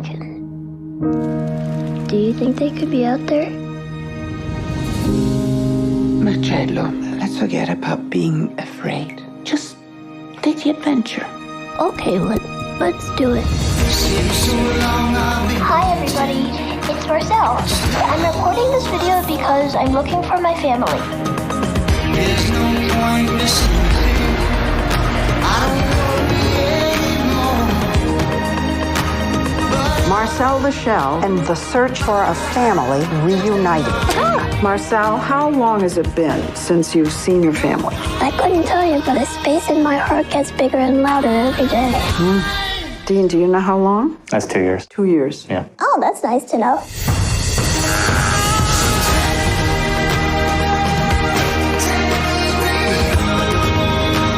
There's so many places that they could be. Marcel the Shell with shoes on. You are beautiful. There must be so many others like me.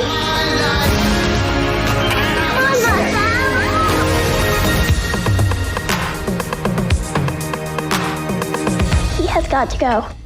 Not that I don't like Arthur. Not that. No. Oh my God. No. Arthur. Off.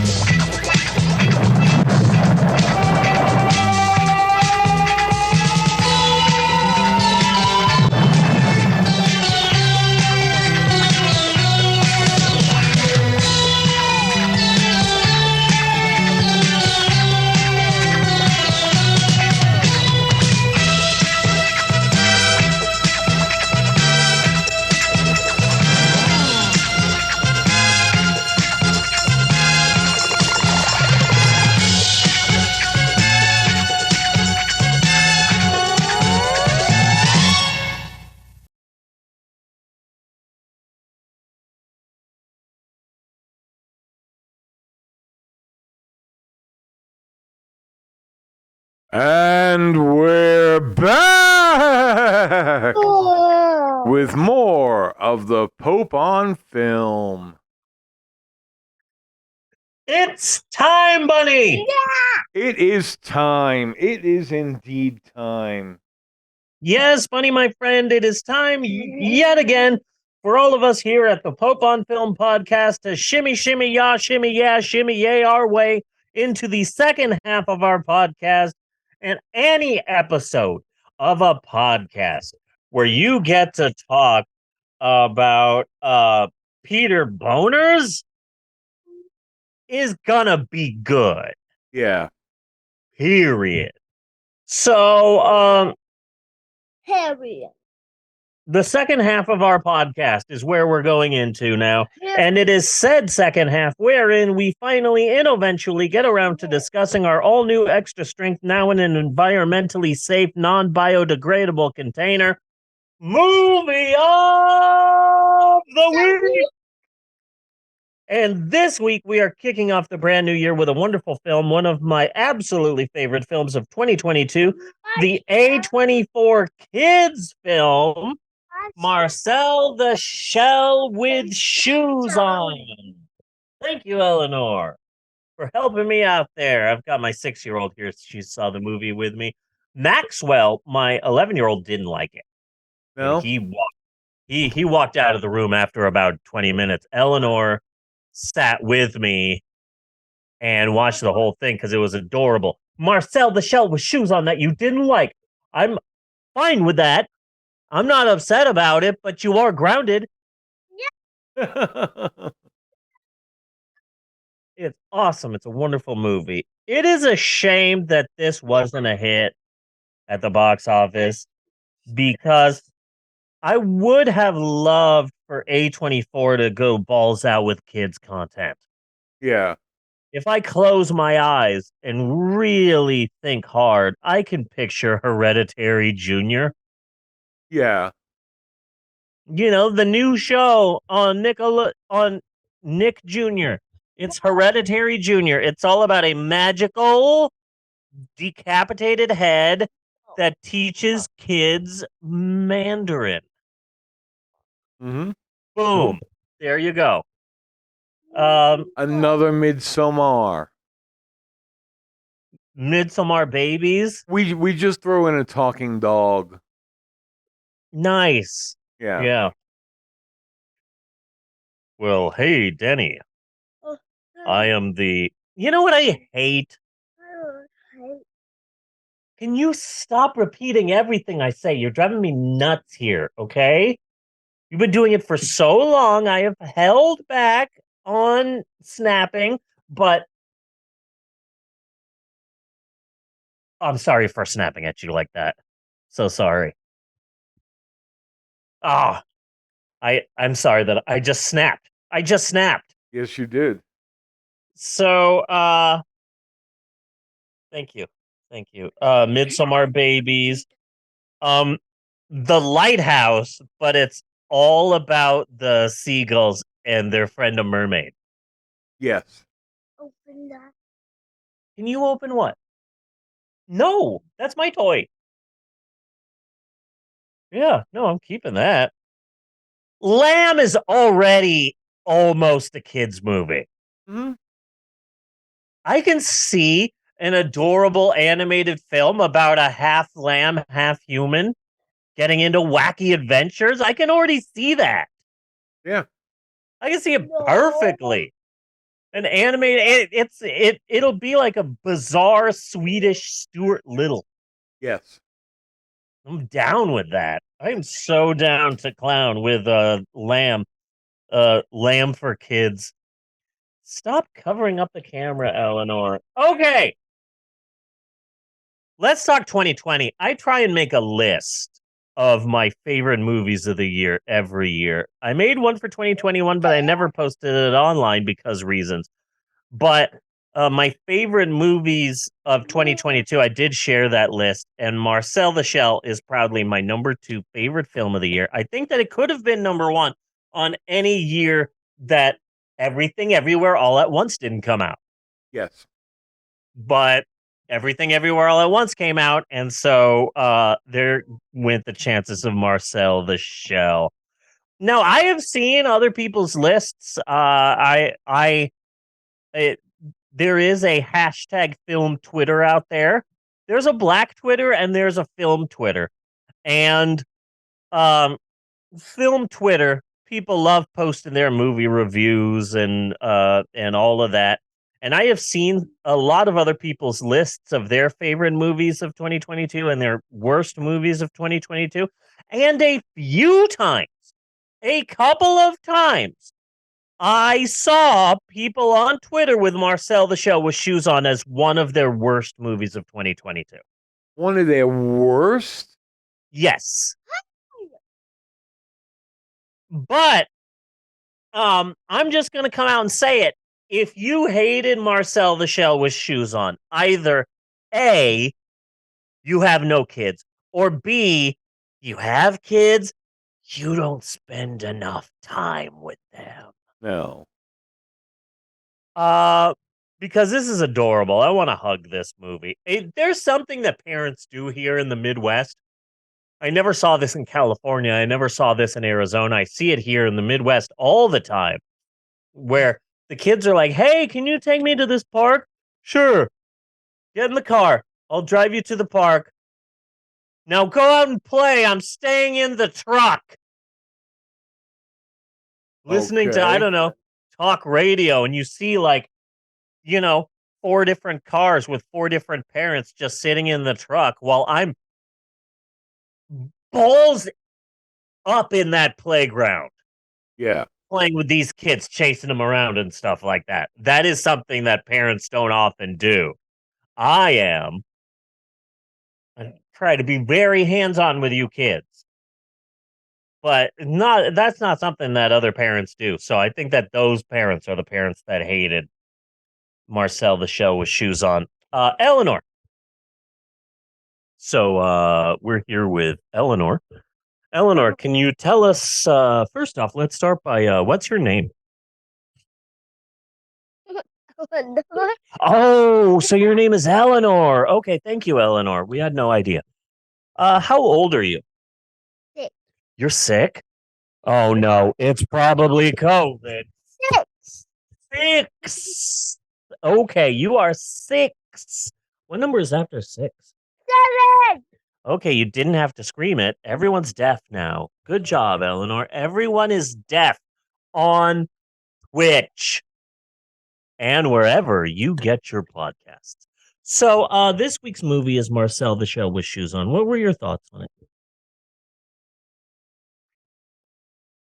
What did you think about the movie? It was great. I just loved Good. What were your favorite parts?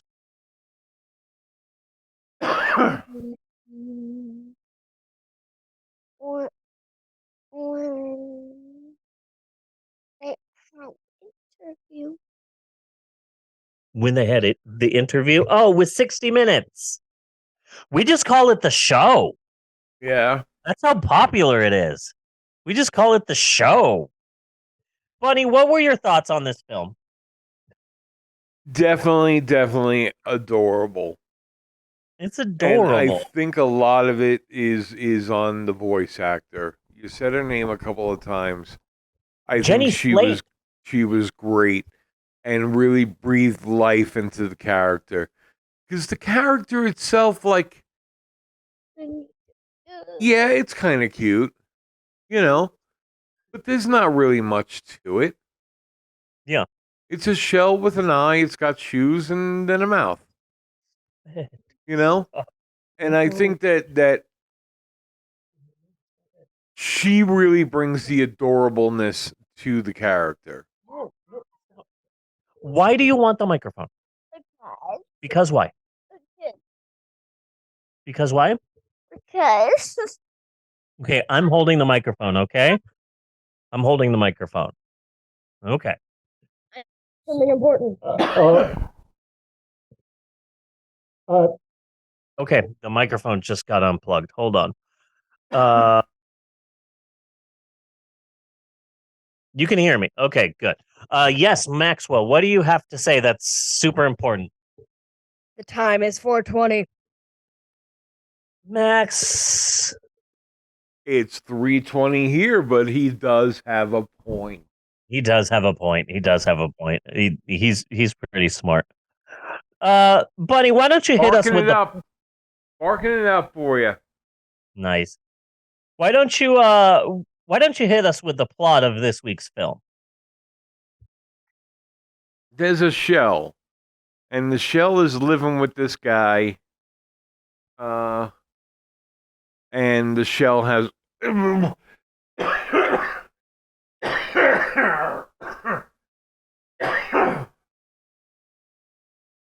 the shell has a grandmother, and there was an accident, and his whole family of shells, his community of shells, got like washed away or something.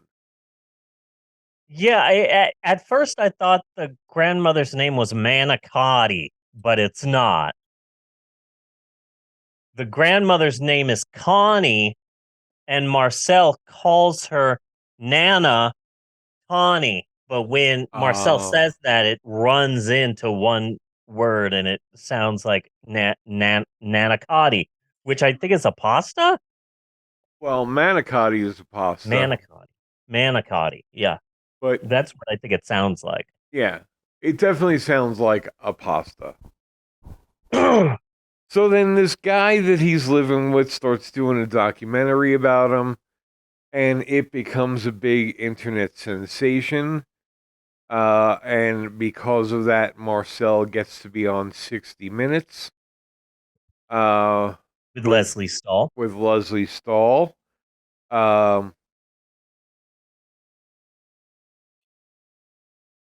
And then, like, spoilers, you know? Yeah. I know that when you put your red squishy doll in the camera and take it out, that everything gets green for a second. Orange, yeah. Okay, yes, you want to do it? Okay, this is a science experiment. This is also a podcast, which is a verbal medium, and you're doing visual jokes, which people will not entirely get. You're ruining the camera now. Everything's all. It looks like in a Hollywood movie when they make it Mexico. Okay, now we're normal. Okay, there you go. Don't do that anymore. No, don't do that anymore. You're gonna give it that orange Mexico glow. Stop. I don't want to be fighting you during this podcast. Okay, so let's do some stats. This is a 2022 A24 movie for kids, and if that doesn't excite you, then check your frickin' pulse. It is based on a series of YouTube videos that began in 2010 and became a bit of a cool, hip, trending viral sensation for a while. The videos were created by a director named Dean Fleischer Camp and his then wife, actress Jenny Slate, a wonderful comedian and actress who was at one point in time on SNL until she said the F word live on the air and they fired her. Okay. But since then she's become quite an actress, and she did some wonderful drunk histories back when that was still a thing, and she's become quite an accomplished voice actress. The person who voices Marcel the Shell voices the little white dog from The Secret Life of Pets, Eleanor. You know the little white dog? Keep the gum in your mouth, please. Such a 6-year-old move. You know the little doggy, the little white doggy, the girl doggy from Secret Life of Pets? Yeah, that's the same person who voices Marcel, the shell with shoes on. Marcel, the shell with shoes on. Yeah. She was also in Everything Everywhere All at Once. Was she? Yes, she was the woman with the big nose who used a dog as a kung fu weapon. Okay. That was Marcel the Shell with Shoes On. So this was a big year for Jenny Slate. So they both created the original Marcel the Shell with Shoes On YouTube videos. Then they got big and they started branching out. They did a kids book and that became successful. So I believe they did a series of kids books. And then in 2014, they announced that they were working on a full-length feature film for Marcel the Shell with Shoes On. Then in 2016, the two broke up. They got divorced. But like the professionals they were, they continued on with the film. And thank wood they did, despite not being a massive hit at the box office. It is up for an Oscar for Best Animated Feature. They actually had to fight to get included as an animated feature. So now who'd they have to fight? Huh? Who'd they have to fight? I don't know. But, well... AJ Styles. AJ Styles. Nice. The phenomenal AJ Styles. I have no freaking idea what I was about to say. Oh, the Oscar people were worried that because it is like a live action / stop motion animation film, they weren't sure if it should be included in the best animated category for the Oscars. So Eleanor keeps messing with the screen and I'm just trying to focus on the words so that this can be a fun visual thing for whoever's watching and then whoever's listening to it. I care about you, podcast listeners. Unlike Eleanor here, my 6-year-old. I could accidentally, click on a different screen or something, and you could beat her brutally, and then we'll just come back. Okay, please. No. But now Marcel the Shell with Shoes On is up for Best Animated Film, and it is the first stop motion / live action hybrid film to ever be nominated for an Oscar. And this is big news. This is recent. The director, Dean Fleischer Camp, apparently a lot of studios really liked what he did with Marcel the Shell with Shoes On because he has now been tapped to direct a live-action Lilo and Stitch film for Disney. Nice. I've never been the biggest fan of Lilo and Stitch. No. But I will watch a Lilo and Stitch done by the Marcel with the Shell with Shoes On guy.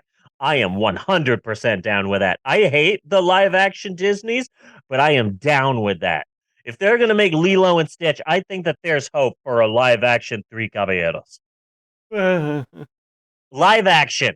Just get an American sailor who doesn't wear pants and has a speech impediment, and he goes out drinking and tries to bang Mexican women with a Brazilian guy who smokes all the time and a Mexican bandit who randomly shoots at people. And they do some serious hardcore Mexican drugs and they start seeing things. That's the entire movie. And they dance a lot. Live action, Three Caballeros. Make it happen, Disney. Listen to the fans. You know what's pissing me off in Hollywood right now? They hired James Gunn to head the DC Cinematic Universe and try and actually make sense of it for once. Yeah. And the DC fans are all pissed off. And you know why they're pissed off? Because they successfully bullied a studio to make the Snyder Cut happen, and now they think that they can just decide what happens to the DC Cinematic Universe from here on out. Yeah. Can you imagine that if Marvel did that? If Marvel was like, oh, we're not going to do any more Ant-Mans. They didn't like the first one. Like, we never would have gotten Thor Ragnarok. No. If the fans had been listened to. It's just ridiculous. All the DC fans think that they can now bully Warner Brothers into firing James Gunn. I actually find myself being a little bit excited about the DC Cinematic Universe. I kind of find it ballsy as hell that he just like axed everybody. Yeah. I think it's freaking awesome that the guy who made Brightburn now has control over future Superman movies. Yes. That is freaking awesome. I love that. Oh, and let me go into a slight rant here. Marcel the Shell with Shoes On premiered in 2021 at the Telluride Film Festival, but was not released into theaters until March of 2020. But that just because it premiered at a film festival that hardly anyone went to in 2021 doesn't mean that this is a 2021 film, Wikipedia. This isn't a 2021 film. This is a 2021 film for rich Telluride studio executives, but for normal Americans, this is a 2022 film. Yes. It's for all the losers that hate Marcel the Shell with Shoes On. This is for you. Did you just put a squishy doll's butt in the camera? You did. That is exactly what you did. Okay. Honestly, any movie that features Peter Boners from the Bob Newhart show as the Maestro, how can you hate that? Yes. The Maestro. No, and it's like he's one of the guys. Like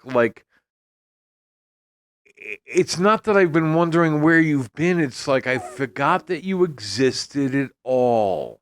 Yeah. Yeah. Pretty much. I mean, I'm glad you're working again, but like, wow. Yeah.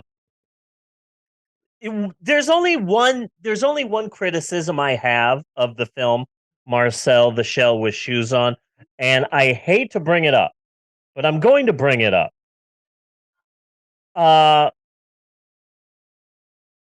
wouldn't even consider this a spoiler alert, but I just don't like it when films do this where hello, my name is title character. I'm young and I'm a little bit shy, but I think that if I try really hard, that by the end of this film, I will be happy. Anyway, it's just me and my insanely old, fragile, and close to death grandmother, whom I'm sure will live forever and in no way be killed later to give me some drama. Yes. Come on, fragile grandmother. Let's go play outside, fragile grandmother. And it's like, okay, the first 10 minutes of the film, oh, you know someone's dying. Yeah. You just know it. And it's like, oh, okay, that's not exciting.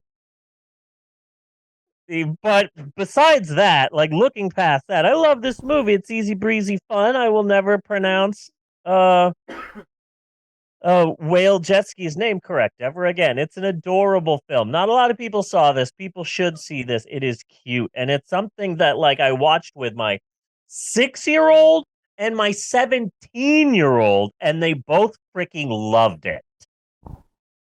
Good. This is a wonderful film, and I think it's so adorable, and I think more people should watch it. This is like my How It Ends. Yeah. Because it's like, this is a great movie that no one saw. Yeah. and people should go out and watch Marcel the Shell with Shoes On. It's adorable. You are really messing with this camera. It's not my camera. Okay, this is your mother's camera that I am using. Now you've made it once again to look like Mexico in a Hollywood movie.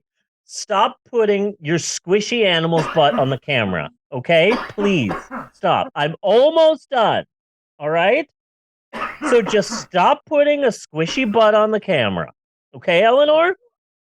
I know how much you love squishy butts, but I will say that you're a squishy animal. Shakes a lot, which makes it real easy to twerk. See? Jiggle, jiggle, jiggle, jiggle, jiggle, jiggle, jiggle. Jiggle, jiggle, jiggle, jiggle, jiggle, jiggle, jiggle. Twerk, twerk, twerk, twerk, twerk, twerk, twerk. It's very realistic butt jiggling. Which one should I do? I don't know, but I'm not going to help you pick what games to play on your tablet because I'm trying to do a podcast here. Okay? This is difficult. So that's all I've got for this week's movie. It's friggin' wonderful. You should watch it. Go watch a movie. Yes, you should. This is a fun movie. Our next episode is going to be on January 22nd because we're doing it every other week, and that really helps with my mental health. This movie was an A24 film, and it was it's a PG rated film. It's good for the whole family, and it's adorable, and I love it. So next week we are going to Crazy Town. All right. This is a co-film. This is a film that was co-created between two of the most powerful artistic places on the planet, France and Minnesota. Okay. Finally, these two powerhouses of cinema have joined together to create a really astounding masterpiece. And Bunny, let me just say, this movie is available for free on YouTube. I'll shoot you a link. It's also on archive.org. It's available to stream in a few places. This is absolutely bizarre. Do yourself a favor. Do not look it up before you watch it. Okay? Okay. Do yourself a favor. This will be better if you know nothing about this film. You haven't read a review. You haven't heard a heads up. This is the bizarre 1983 horror film mindfuck simply known as Blood Beat. I don't think I could even explain what it's about. Okay. But let me tell you, this is batshit crazy, and you are going to love it. Okay? You are going to absolutely love this film. It's free on YouTube. I've got it on my watch later playlist. I'll send it to you right after we finish this. Cool. This is going to be fun to talk about and break down a 1983 French Minnesotan supernatural horror mindfuck is what this is. And so excited to do this. We're going to be doing some weird stuff like this. This one is good. Some of the other ones are just absolutely flat out bad. I found another film by the Born Into Mafia guy. Uh-oh. I found a film done entirely by strippers called Killer Rack. I'm wondering if it's in any way related to Chesty Morgan. Oh. Probably not. I've got some really bizarre films, and we're going to be watching them throughout the year of 2023. 2023, we're going to go to some strange places, and we're starting off in our next episode with the 1983 horror film Blood Beat. Feel free to search it on YouTube, audience, if you want to watch along with us, and you really do. This is a trip. It's best with a little bit of weed. It is best with a little bit of. We could live stream it. That is a possibility. That is a pretty good possibility. We'll think about that.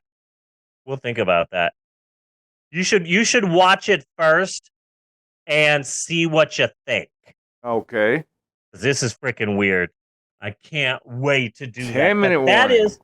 But that is our next episode. Episode 447. Wow. Our next episode will be episode number 447, which means that we've done 446 episodes to get to this exact point. Don't try and check yourself because you don't have enough time to see if we have done 446 episodes before getting to episode 447. Just take our word for it. Why would we lie? That would be so weird. Anywho, that's our next episode. Now that I'm looking back at this episode, the highs and the lows, Lilo and Stitch, Mona Lisa Saperstein, Jose Feliciano, British bigots, Morbius. I gotta say, I think this has been a pretty good episode of the podcast. This has been a damn good episode. Okay, good. I felt the same way, but I wasn't sure because I feel like you're the one who sort of makes that distinction and not me. And the last thing that I want to do is step on anybody's toes. But yes, I concur with your assessment, good sir. So until next week, I am Bunny Williams. And I am Reverend May Lynn, and on behalf of Eleanor and Max and everybody else, I just want to say thanks for listening, and we will see you next week, you godless heathens. And you douche waffles and poop your tits. And you shall. Nice. Way to tie it in. You really tied the whole room together. Eleanor? Marcel.